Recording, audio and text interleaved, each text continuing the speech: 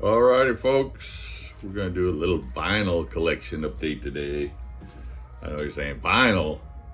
This guy never shows anything but CDs, and I do sell more vinyl these days than I buy, but I still buy the odds and ends, the obscure, the unusual. Sometimes just because it's cheap. We're gonna get started because I got a pretty good stack here. These have been piling up for a little while, so I'm gonna try to hurry through them. First off, we got, let me take this shrink wrap the plastic sleeve off them so we don't have to mess with that shit. Already off to a rough start here. All right, Aerosmith, Look Homeward Angel. It's a bootleg recorded in New York, like 1975. I got this one because originally there wasn't that much early Aerosmith material from early on. He's got SOS, Somebody, Dream On, Write Me a Letter, Walking the Dog, Train Kept Rolling, Toys in the Attic. But then of course this year they released that the deluxe version of their original album, and it came with a bonus CD from a radio show that was recorded in 1973. But this one's still cool here.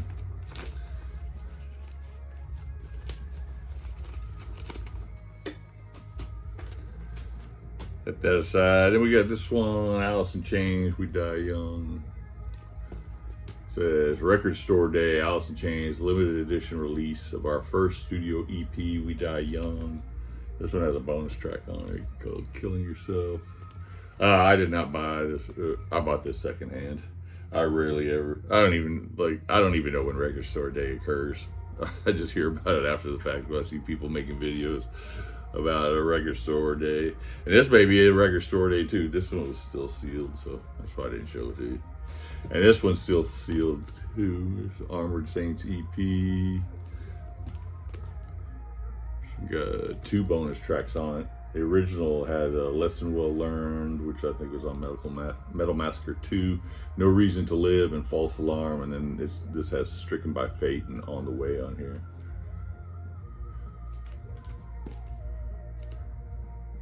Metal Blade 30th Anniversary Edition. Then we have the Best of Bang, another sealed one. They're not all sealed, so I got this one because I was on Ripple Music's site, and I saw this thing, and I think it was like on sale for $10, and it's a double vinyl, so that's why I bought that one. Psychedelic rock band out of the 70s. I think they're from Philly. Then we have Cirith, Ungol, Witch's Game. This one is also sealed, but I put a sleeve on it because part of the plastic on the back tore. So, well, I guess I can take it out of the sleeve there. We'll see it's got a blemish there, but it hasn't messed with the sleeve any. Says first new recording in 27 years. The Return of the Dead Kings, rust-colored marble vinyl, limited to 500 copies worldwide, includes double-sided poster.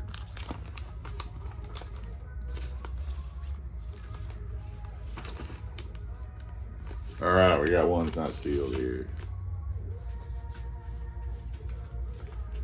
Charlie Daniels Band, Fire on the Mountain. And the reason I got this one is because this is one of the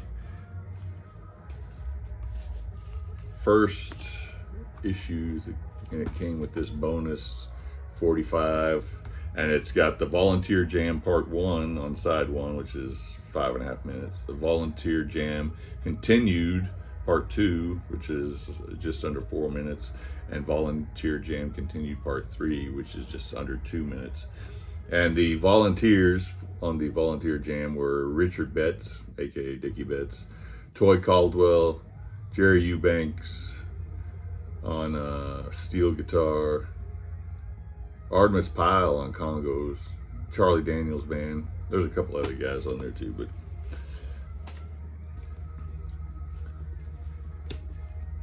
Fire on the Mountain. Yeah, that inner sleeve. Kama Sutra Records. So yeah, if I didn't say, I get distracted. I forgot it was Gateful.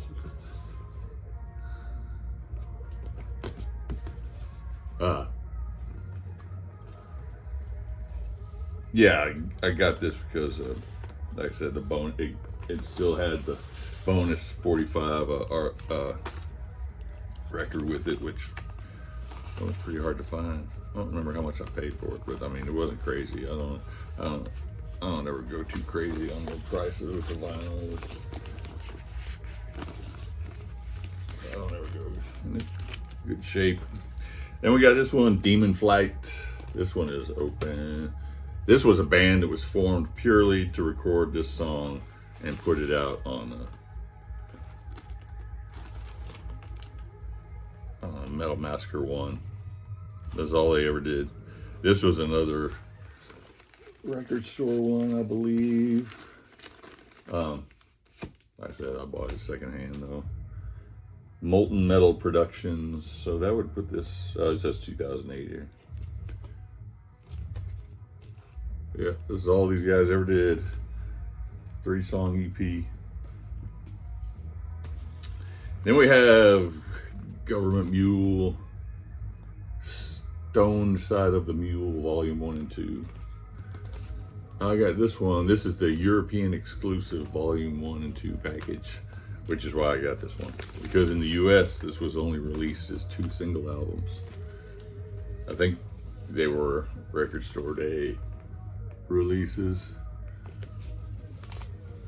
I don't know if this was a record store day release in Europe or not. But yeah, that's why I got this one. Because it had both. There's your vinyl, black vinyl. I think the other one is the same. Oh, it's red. Black vinyl. So yeah, I mean, it's great tracks on here. Under My Thumb, Monkey Man, Doo Doo Doo, Heartbreaker, Painted Black, Ventilator Blue, Shattered, Bitch, Slave, Play With Fire, Can't You Hear Me Knocking, Brown Sugar. It's not all of them, but it's a good majority of them.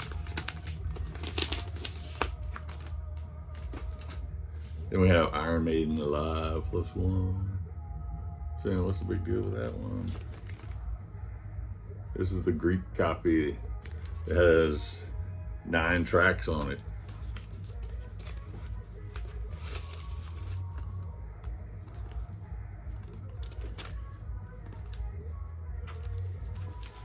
The original just had 4 tracks on it. 3 had 3 live tracks, and then the cover of Women in Uniform. This one also has Montrose, I Got the Fire covered on it. And it's got, hey, you can see there, I think it's Drifter, Innocent Exile, and then Phantom of the Opera, Prowler, Running Free, Sanctuary. Drawing a blank on the other one, and I don't read Greek, so I can't remember what the last one was. I actually have shown this one because this made my 2024. I think this came in at 25, somewhere around there. Top 25 albums of the year. This is Kelley Juett, guitar player, vocalist for Mothership. This is a solo album he put out.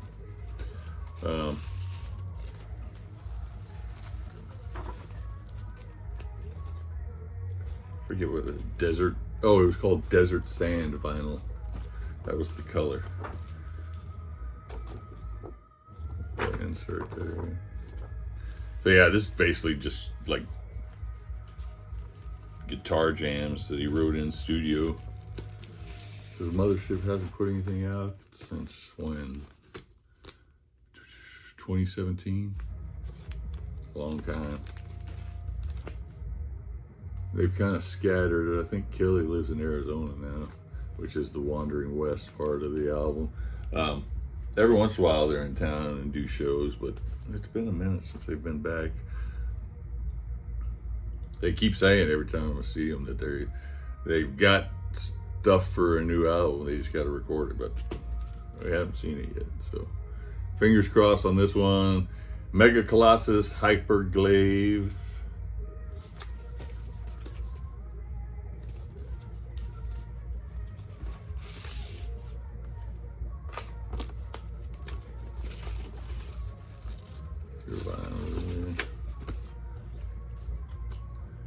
I think this was their first album. They used to be called Colossus, and they found out there was another Colossus, so they changed their name to Mega Colossus. One-uppers. I'm not sure why I bought this one. Maybe I couldn't find a copy of the CD, so I bought the vinyl because I found it at a good price. Then we have Ratt. Another European version. Includes the track You're in Trouble. A couple little flaws there on the sleeve. But yeah, the album cover, except for this stamp, is exactly the same as the US version. You look on the back, it doesn't say You're in Trouble listed on the track listing back there, but it is listed here.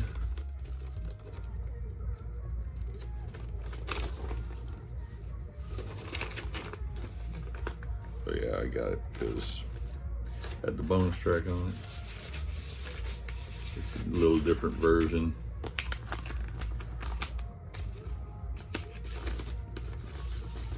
But some of these I've had for a minute and I forget how I got them or why I got them. And that's the case here with Reincarnate.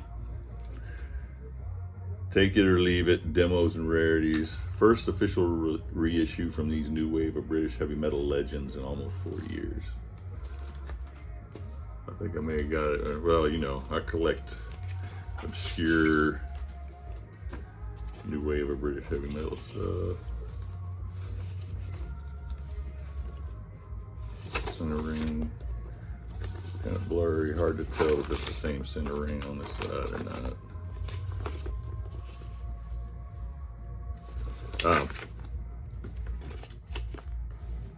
But yeah, that's all I can come up with.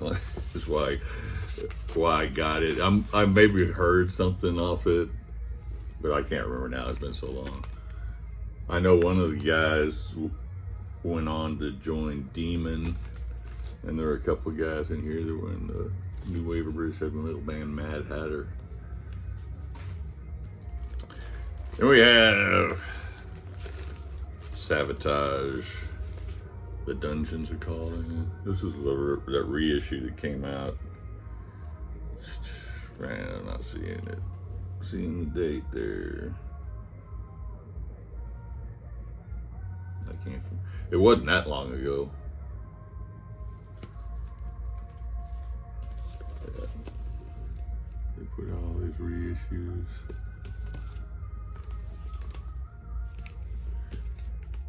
This one has a bonus track the Dungeons are calling Outtake on it. And it also came with this bonus 45s. I think these recordings were made when they were called Avatar. That was their original name before they changed it to Savatage. It says City Beneath the Surface, Sirens, and the Whip. To all our metal-minded disciples who have backed us through this perilous flight. Yeah. And it says Avatars, Chris Oliva guitars, John Oliva vocals, Keith Collins bass, and Steve Wackles on drums. But just a 4-piece.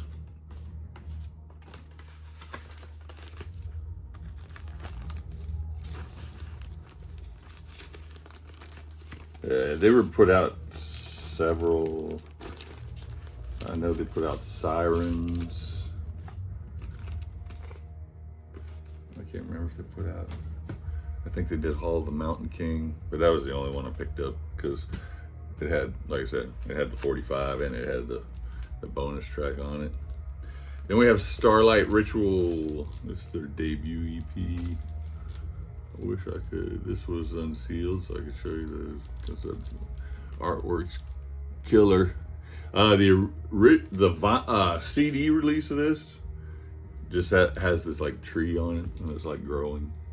But this vinyl 12-inch, so you can see the skulls coming through, and the tree's kind of on fire. And it actually has a bonus track on here: Lunar Rotation Studio Rehearsal, Dream Builder Studios, January 16th, 2016. Yeah, killer Canadian band. It's actually limited edition up there, but this person's handwriting is so crappy you can't read what number it is. Limited edition, I mean, it could say 174 out of 300 or 171 out of 300, or the one doesn't even, neither one looks like a one. The only number that's legible is the 7. So whoever did that needs to work on their penmanship. And then last but not least, this one I actually picked up. Well, a friend of mine came across it at this record store in Arlington called Truth Vinyl. And he told me about it, sent me a picture of the album cover. And yeah, I said, grab it. This is Boss Tweed, Die You Bitch. Now this is, these guys were a local band. It says track 1 recorded Pantego Studios, Arlington, Texas during the summer of 1984. Track 2 through 6 recorded at Pantego Sound Studios, Arlington, Texas in February 1984. Tracks 7 through 8 recorded live at the Wedgwood in Fort Worth, Texas in 1982. So this guy, let me find his picture here. So this has their, they had a demo out and an EP out, and then this was released in 2011 as a compilation from Stormbringer Records. Swirl vinyl.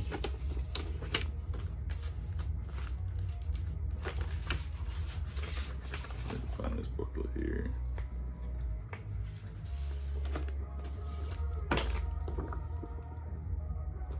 This guy right here, I'm drawing a blank on his name, but I'll find it here in a second. He was the very original singer, very first singer for Pantera. I think he was only with them for like 1981, and then he went on to form Boss Tweed. I don't know the story about whether he was Damon Dupere. No, it was Donnie Hart. Donnie Hart. Boss Tweed. So it shows their timeline in here. They were formed in 1979 and lasted until 1987. Donnie Hart came on board in 82. Like I said, he was in Pantera in 81. So I'm guessing that he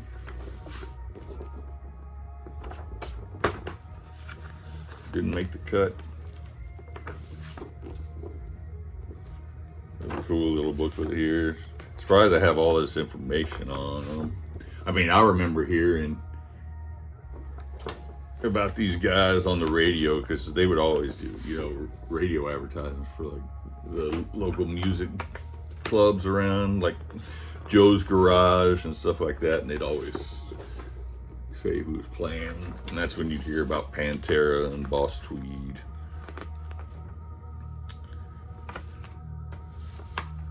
Let's see, like they said, they recorded those ones at the Wedgwood, and I lived in Wedgwood, which is an area of Fort Worth, and I never heard of that club before, so it must not have lasted very long. Here's the Rock Haven Club. Let's see. Here they're playing with Nitzinger. That's a weird. The lofts. I remember hearing about the lofts. I was too young, of course, to go to any of these. Alrighty, folks. Hopefully that wasn't too painful. Jesus Christ, so much, like 20 minutes. My apologies. You guys have a good one.